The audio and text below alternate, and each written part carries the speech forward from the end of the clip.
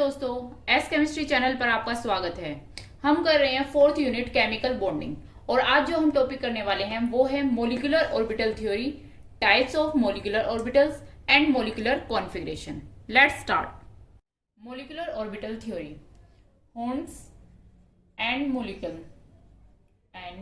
मोलिकन दो साइंटिस्ट थे, उन्होंने 1932 में दी मोलिकुलर ऑर्बिटल थ्योरी। क्लियर।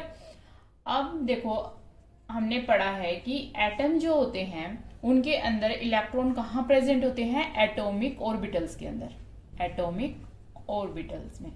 ठीक है। अब जो एटम्स हैं, टू और मोर एटम्स कंबाइन होकर क्या बनाते हैं भाई? मॉलिक्यूल। टू और मोर एटम्स कंबाइन होकर मॉलिक्यूल बनाते हैं। और जो एटॉमिक ऑर्बिटल जो होते हैं एटम्स के अंदर, वो जो है क्या बनाते हैं? Molecular orbital. Molecular orbital. ठीक है। जब एटम्स कंबाइन होकर मॉलिक्यूल बनाते हैं तभी जब एटॉमिक जो ऑर्बिटल्स हैं वो क्या बना देते हैं? मॉलिक्यूलर ऑर्बिटल बना देते हैं। ठीक है। Now the features of molecular orbital theory.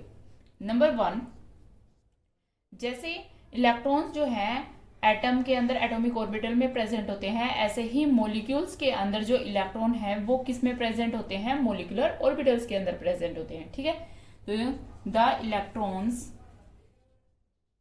In molecule present in molecular orbital. Molecular orbital. ठीक है।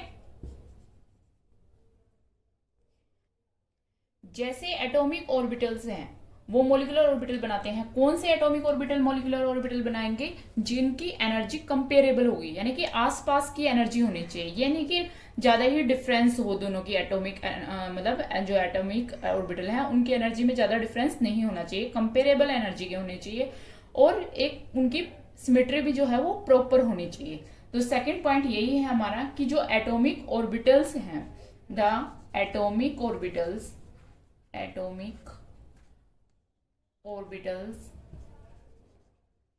of comparable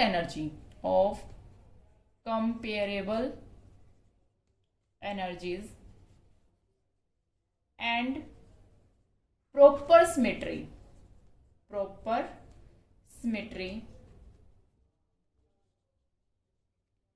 क्या करेंगे? कंबाइन टू फॉर्म, क्या बनाएंगे भाई? Molecular orbital. To form molecular orbital. ठीक है। क्लियर हो गया। नंबर 3, अब देखो जो एटॉमिक ऑर्बिटल्स हैं आपने देखा कि उसमें तो क्या होता है? एटम होता है, उसमें एक न्यूक्लियस होता है। ठीक है। अब इनके जो इलेक्ट्रॉन है उन पे किसका इन्फ्लुएंस पड़ेगा? एक ही न्यूक्लियस का पड़ेगा कि नहीं? एटम है, एटम में तो एक ही न्यूक्लियस होता है। ये तो बात की हमने एटम की। अगर हम बात करते हैं मॉलिक्यूल की, तो मॉलिक्यूल के अंदर तो क्या होते हैं? टू और मोर एटम्स होते हैं। ठीक है। टू और मोर एटम्स होंगे तो टू और मोर न्यूक्लियाई भी होंगे। तो जो इनके इलेक्ट्रॉन्स होते हैं उन पे इन्फ्लुएंस जो है वो एक से ज्यादा न्यूक्लियाई का पड़ता है ना।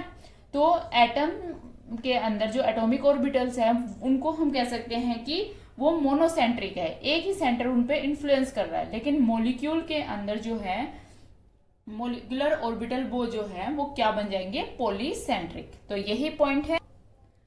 थर्ड पॉइंट क्या हो गया? Atomic orbital is monocentric. ठीक है। मोनोसेंट्रिक। वाइल जो मॉलिक्यूलर ऑर्बिटल है, मॉलिक्यूलर ऑर्बिटल्स इज पॉलीसेंट्रिक। वो पॉलीसेंट्रिक हो गया क्योंकि उस पे एक से ज्यादा न्यूक्लियर का इन्फ्लुएंस होगा उन न्यूक्लियर जो इलेक्ट्रॉन्स हैं उन पर। ठीक है। नंबर 4, अब देखो अगर टू एटॉमिक ऑर्बिटल्स हैं तो वो कंबाइन होंगे तो टू ही मॉलिक्यूलर ऑर्बिटल बनाएंगे। ठीक है। टू एटॉमिक ऑर्बिटल कंबाइन होंगे तो टू मॉलिक्यूलर ऑर्बिटल बनाएंगे। 4 एटॉमिक ऑर्बिटल कंबाइन होंगे तो 4 मॉलिक्यूलर ऑर्बिटल बनाएंगे। कहने का मतलब है जितने एटॉमिक ऑर्बिटल कंबाइन होंगे उतने ही मॉलिक्यूलर ऑर्बिटल बनेंगे। क्लियर। तो इसमें हम लिखेंगे number of molecular orbital molecular orbital formed is equal to number of atomic orbitals combining. जितने कंबाइन हो रहे हैं एटॉमिक ऑर्बिटल उतने ही मोलिकुलर ऑर्बिटल बनेंगे, जिसमें से अब अगर मान लो 2 एटॉमिक ऑर्बिटल कंबाइन हो रहे हैं, 2 मोलिकुलर बन रहे हैं, तो उनमें से 1 तो है वो क्या होगा, बॉन्डिंग मोलिकुलर ऑर्बिटल होगा और 1 एंटी बॉन्डिंग होगा, ठीक है। इन विच 1 इज बॉन्डिंग मोलिकुलर ऑर्बिटल, ठीक है। मोलिकुलर ऑर्बिटल समझ जाओगे, आपको पूरी फुल फॉर्म में लिखना है, ठीक है, मैं ऐसे ही लिख रही हूं। और 1 इज क्या हो जाएगा, एंटी बॉन्डिंग मोलिकुलर ऑर्बिटल, ठीक है, क्लियर। नंबर 5, जो ये बॉन्डिंग मोलिकुलर ऑर्बिटल होते हैं ना, ये क्या होते हैं, इनकी एनर्जी कम होती है, ठीक है। अभी हमने बात की कि एटॉमिक ऑर्बिटल, 2 एटॉमिक ऑर्बिटल थे हमारे पास, तो हमारे पास क्या बन गए, 2 मोलिकुलर ऑर्बिटल बन गए, क्लियर। उसमें से 2 मोलिकुलर ऑर्बिटल में 1 तो क्या था हमारा, बॉन्डिंग मोलिकुलर ऑर्बिटल, और सेकेंड एक 1 क्या था हमारा, एक ही था दूसरा भी, एंटी बॉन्डिंग, ठीक है, मोलिकुलर ऑर्बिटल। अब जो बॉन्डिंग मोलिकुलर ऑर्बिटल होता है उसकी एनर्जी तो क्या होगी, लो होगी, और लो एनर्जी का मतलब होता है हमेशा स्टेबिलिटी ज्यादा होना, ठीक है। और जो एंटी बॉन्डिंग होगा उसकी हाई एनर्जी होगी और वो लेस स्टेबल होगा, ठीक है। तो इसमें आप लिख लेंगे bonding molecular orbital, bonding molecular orbital क्या होगी, has lower energy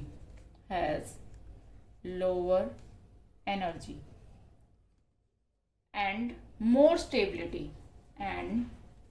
more stability as compared to anti-bonding, while anti-bonding molecular orbital has higher energy and less stability,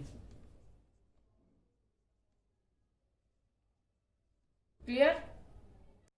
number 6 point, अब देखो एटम के अंदर हमने क्या कहा कि जहां पर probability of finding of electron is maximum, उसको हम क्या बोलते थे, atomic orbital,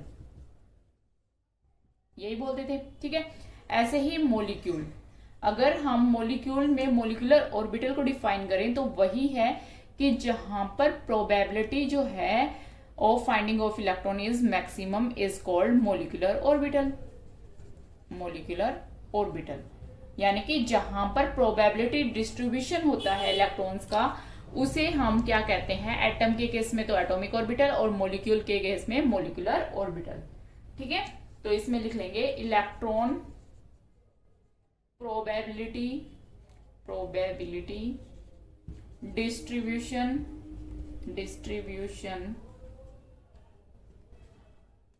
of electron around the nucleus in a molecule called molecular orbital,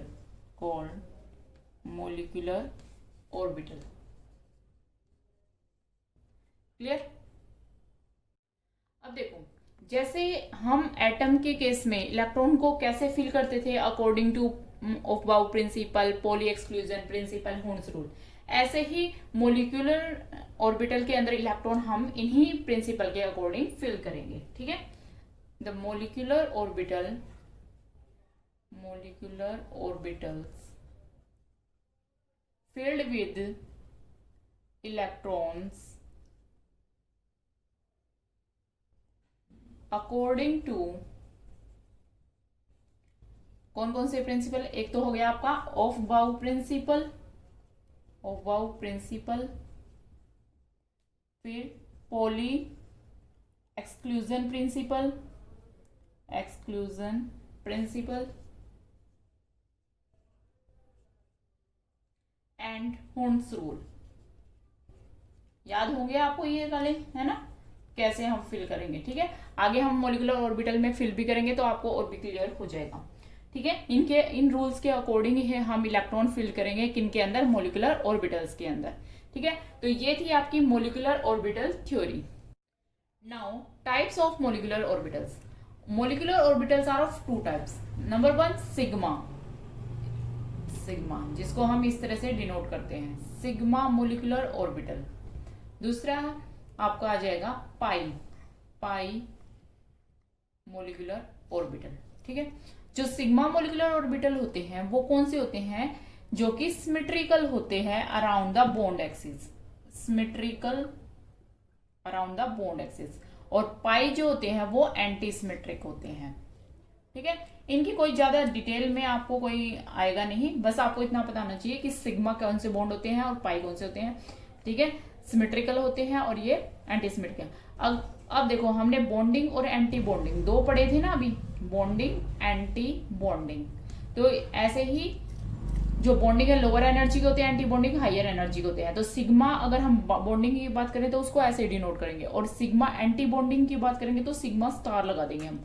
sigma star लगा हुआ है तो उसका मतलब क्या है, ये कि सिग्मा एंटी बॉन्डिंग ऑर्बिटल है, यानी कि जो सिमेट्रिकल ऑर्बिटल तो है लेकिन वो ऑर्बिटल है जिनकी एनर्जी क्या है, हायर है, और ये सिग्मा बॉन्डिंग है, इसकी एनर्जी क्या है, लोअर है। ठीक है, ऐसे ही पाई में बॉन्डिंग होता है और ये पाई एंटी बॉन्डिंग, यानी पाई स्टार लिख देंगे तो वो पाई एंटी बॉन्डिंग हो गया, और पाई सिंपल लिखेंगे तो वो पाई बॉन्डिंग हो गया। ठीक है, ये हो गया मॉलिक्यूलर ऑर्बिटल्स के टाइप्स। अब हम देखेंगे कि energy level diagram for molecular orbital. Now electronic configuration. जैसे हम एटम्स के अंदर इलेक्ट्रॉन कॉन्फ़िगरेशन लिखते थे, ऐसे ही मॉलिक्यूल्स के अंदर हम कॉन्फ़िगरेशन लिख देंगे, जिसको हम मॉलिक्यूलर कॉन्फ़िगरेशन भी बोल देते हैं। ठीक है, अब यहाँ पर आपने दो बातें याद रखनी है। एक तो रूल होगा एक कि जिनके वो मॉलिक्यूल जिनमें इलेक्ट्रॉन जो है वो 14 हो और लेस देन 14 इलेक्ट्रॉन, वो मॉलिक्यूल जिनके अंदर इलेक्ट्रॉन 14 होंगे या 14 से कम होते हैं। और एक कैटेगरी आती है वो मॉलिक्यूल्स जिनके अंदर जो इलेक्ट्रॉन्स जो हैं वो होते हैं मोर देन 14। ठीक है, इलेक्ट्रॉन, बस थोड़ा सा ही डिफरेंस है, बाकी तो कुछ नहीं है, इसमें सारा सेम है। अब जैसे कि हम क्या करते हैं, एटम्स के अंदर हम फिल करते थे वो बाउ प्रिंसिपल के अकॉर्डिंग कि 1s1 फिर 2s1 है ना, फिर 2p फिर 3s 3p ये करते थे। ऐसे ही मॉलिक्यूल्स के अंदर मॉलिक्यूलर कॉन्फ़िगरेशन जो है वो क्या होती है, इसमें आपके कौन से बॉन्ड आएंगे, सिग्मा वाले। तो पहला आएगा आपका सिग्मा 1s। ठीक है, सिग्मा क्या मतलब बॉन्डिंग, बॉन्डिंग का कौन सा 1s का बॉन्डिंग हो गया सिग्मा 1s। फिर आएगा सिग्मा स्टार 1s। ठीक है, फिर आ गया आपका सिग्मा 2s, फिर सिग्मा स्टार 2s। ठीक है, यहां तक तो रहेगा सेम। अब अगर 14 इलेक्ट्रॉन है और लेस देन 14 इलेक्ट्रॉन है तो यहां पर पहले आएगा पाई 2px और पाई 2p5। अब मैंने यहां पर इक्वल का निशान लगाया, यानी कि इन दोनों की एनर्जी क्या है, इक्वल है। ठीक है, तो दोनों में कैसे इलेक्ट्रॉन फिल करेंगे वो आगे मैं बताऊंगी। तो ये दोनों इक्वल एनर्जी के हो गए। फिर इसके बाद आएगा सिग्मा 2pz। क्लियर, फिर उसके बाद आपका देखो ये आपका सिग्मा 2pz है। क्लियर, अब आपका आ गया पाई वाला था ये, इसका anti bonding pi star 2px equal pi star 2py। ठीक है, इसका एंटी बॉन्डिंग। अब इसका anti bonding sigma star 2pz। Main तो हमें बस इतनी ही कॉन्फ़िगरेशन याद करनी है, जो भी आपके मॉलिक्यूलर सिस्टम आएंगे वहां पर इतने में ही इलेक्ट्रॉन फिल हो जाएंगे। ठीक है, जो हमने स्टडी करने हैं। तो ये तो किसकी कॉन्फ़िगरेशन है, जहां पर इलेक्ट्रॉन जिन मॉलिक्यूल के इलेक्ट्रॉन 14 हो या लेस देन 14 हो। अब वो सिस्टम जिनमें इलेक्ट्रॉन मोर देन 14 है वहां पर क्या होगा, सारा सिस्टम सेम है, sigma 1s sigma star 1s, फिर क्या आएगा भाई sigma 2s sigma star 2s, यहां तक तो सेम। बस यहां पर चेंज आएगा, ये पाई वाला बाद में चला जाएगा, सिग्मा वाला पहले आ जाएगा। तो सिग्मा 2p(z) पहले आएगा, फिर आएगा पाई 2p(x) equal to pi 2p(y), ये दोनों तो इक्वल रहेंगे, ठीक है। अब पाई स्टार 2p(x) और इक्वल टू ये है पाई स्टार 2p(y) और सिग्मा स्टार 2p(z). बस इतनी सी बात आपको याद रखनी है, कॉन्फ़िगरेशन क्लियर हो गया। लेस देन और 14 और 14 इलेक्ट्रॉन हो तो पाई 2p(x) पहले लिखना है, अगर मोर देन 14 है तो हमें क्या लिखना है, सिग्मा 2p(z) को पहले लिखना है बस। अब हम डिफरेंट एग्जाम्पल लेते हैं, जैसे कि B2 बोरॉन मॉलिक्यूल है। अब इसमें इलेक्ट्रॉन कितने हो गए, एक बोरॉन एटम के अंदर कितने होते हैं, 5 इलेक्ट्रॉन होते हैं, 2 में कितने हो गए 10, तो टोटल 10 इलेक्ट्रॉन आ गए। अब ये कौन सा सिस्टम हो गया भाई, जिनके अंदर इलेक्ट्रॉन क्या है, लेस देन 14 है, वो सिस्टम हो गया। तो कॉन्फ़िगरेशन लिखते हैं, तो सिग्मा 1s पहले आएगा। अब देखो इसमें कितने इलेक्ट्रॉन आएंगे 2, फिर सिग्मा स्टार 2s2 2 आएंगे, फिर आएगा आपका 1s2 sigma star, sigma 2s, फिर आएगा आपका sigma 2s sigma star 2s, ये आ गया। इसके 2 इलेक्ट्रॉन, इसके 2 इलेक्ट्रॉन, कितने हो गए भाई 2 4 6 8 हो गए यहां तक। अब लेस देन है तो पहले हमने क्या करना है, पाई वाले आएंगे क्या नहीं, ठीक है। तो पाई 2p(x) equal to pi 2p(y), यहां तक 8 हो गए। अब 10 इलेक्ट्रॉन है तो 2 इलेक्ट्रॉन बच गए। अब ये दोनों इक्वल के निशान है ना, इसका मतलब 1 इलेक्ट्रॉन यहां पर फिल करो, 1 यहां पर, ये नहीं कि पहले आप इसको 2 दे दोगे, ठीक है, ऐसे नहीं करना है। इक्वल का निशान है, यानी कि दोनों की इक्वल एनर्जी है, दोनों को पहले 1 1 देना पड़ेगा, फिर और आता है तो फिर इसमें फिल होगा, फिर इसमें फिल होगा, फिर आगे चलेगा। क्लियर बात। तो हर एक मोलिकुलर ऑर्बिटल के अंदर कितने इलेक्ट्रॉन फिल होंगे, आपके 2 होंगे। क्लियर, यहां तक हो गया आपका B2 का। अगर मैं N2 की बात करूं, N2 कितने हो गए भाई 7 इलेक्ट्रॉन होते हैं, दूसरे में कितने हो गए 14, टोटल 14 इलेक्ट्रॉन हो गए। तो कॉन्फ़िगरेशन लिखेंगे तो sigma 1s sigma star 1s, ठीक है, इसमें 2 2 4, ठीक है, फिर sigma 2s2 sigma star 2s2, ठीक है, फिर पाई 2p(x) equal to pi 2p(y), ये आएगी 14 इलेक्ट्रॉन है। 2 4 6 8 हो गए, फिर 9 10 11 12 ऐसे भरने हमने, 12 हो गए, है हमारे पास 14, तो इसके आगे क्या आएगा सिग्मा 2p(z) और इसमें कितने आगे 2 इलेक्ट्रॉन। तो ये होगी N2 की कॉन्फ़िगरेशन। क्लियर। ऐसे ही अब हम लेते हैं O2 ऑक्सीजन। ऑक्सीजन जो है कितने इलेक्ट्रॉन होते हैं एक ऑक्सीजन बेस 8, तो टोटल कितने हो गए भाई 16 इलेक्ट्रॉन हो गए। तो मोर देन आपके, तो यहां पर 16 इलेक्ट्रॉन कैसे फिल करोगे भाई, सिग्मा 1s2 सिग्मा स्टार आएगा, फिर 1s2, फिर sigma 2s2 sigma star 2s2। अब मोर देन 14 है तो पहले कौन सा आएगा भाई सिग्मा 2p(z), बस ये ध्यान रखना है। तो इसमें 2, फिर पाई 2p(x) और पाई 2p(y). अब यहां तक देख लें कितने हो गए 2 4 6 8 10 10 हो गए, 11 12 13 14, यानी 2 2 आ जाएंगे 14 तक। फिर है इसके बाद आएगा पाई स्टार की बारी, पाई स्टार 2p(x) और पाई स्टार 2p(y). अब कितने 2 इलेक्ट्रॉन बच गए हैं, तो 1 इसके पास आएगा और 1 इसके पास आएगा, ना कि इसके पास 2। तो ये कॉन्फ़िगरेशन होगी ऑक्सीजन की, ठीक है। अब देखो इसी तरह अगर आपको एनायन कैटायन की लिखनी हो, O2 2 नेगेटिव की लिखनी है आपको कॉन्फ़िगरेशन, ठीक है, तो इसमें कितने इलेक्ट्रॉन हो जाएंगे भाई, तो 16 तो O2 में होते ही है, 2 नेगेटिव का मतलब क्या हो गया 18 इलेक्ट्रॉन हो गए। तो हम 18 इलेक्ट्रॉन फिल करने हैं। देखो 16 तो हमने यहां से कर लिए और यहां पर आ जाएगा 17, यहाँ पे 18, यानी कि पाई 2p(x)2 और पाई स्टार 2p(y)2 ये आ जाएगा, ठीक है। अगर पॉजिटिव होगा तो इलेक्ट्रॉन कम कर दो और नेगेटिव है तो उतने इलेक्ट्रॉन फिल कर दो, बस एनायन और कैटायन का यही रहेगा फंडा। आगे बात समझ में। अगर मैं N2-1 बोलूं, ठीक है, तो इसके लिए आप क्या करोगे 15 इलेक्ट्रॉन हो गए, ठीक है। तो आपने ऐसे कॉन्फ़िगरेशन लिखी 15 इलेक्ट्रॉन, अगला इलेक्ट्रॉन किस में जाएगा पाई स्टार 2p(x) 1 में चला जाएगा, ठीक है। अब आप ये सोचोगे कि ये 15 इलेक्ट्रॉन हो गया, तो मोर देन 14 वाली यानी कि कॉन्फ़िगरेशन आप ये लिखोगे जिसमें हम सिग्मा 2p(z) आगे लिखेंगे, नहीं, सिस्टम तो कौन सा है भाई, सिस्टम तो N2 यानी कि ये वाला ही है, 14 इलेक्ट्रॉन वाला ही सिस्टम है। N2 को देखेंगे, इसके ऊपर चार्ज है, इसका मतलब उसने इलेक्ट्रॉन लिए हैं और दिए हैं, ठीक है। तो N2 टू नेगेटिव अगर मैं बोलूंगी तो 2 इलेक्ट्रॉन है तो 16 इलेक्ट्रॉन होंगे। 16 इलेक्ट्रॉन किस में जाएंगे भी, अगला कौन सा आएगा, पाई स्टार 2p(x) और पाई स्टार 2p(y), उनमें 2 आ जाएंगे आपके, 1 और 1 2, ठीक है। तो आपको आई थिंक क्लियर हो गया होगा नेगेटिव और पॉजिटिव।